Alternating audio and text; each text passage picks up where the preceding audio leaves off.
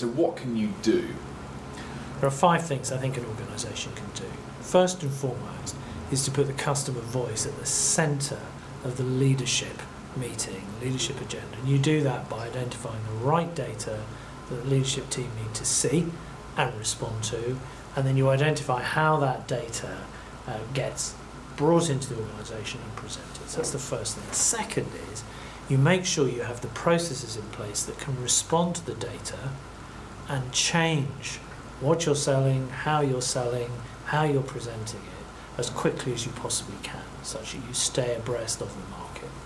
And that requires very different processes and the sort of processes that got in behind, say, SAP systems, for example, which are very internally driven.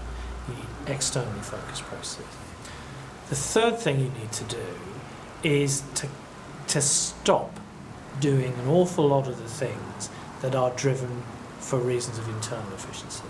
There are huge agendas in most organisations, large numbers of initiatives. They're all aimed at some point of benefit, I guess, but ultimately they're not about listening to the customer. And if you can reduce the noise, what you can do is then amplify the customer response. I think the fourth thing you can do is put customer insight measures, particularly how you respond to them, into key objectives, and you can start to measure those objectives and measure the responses.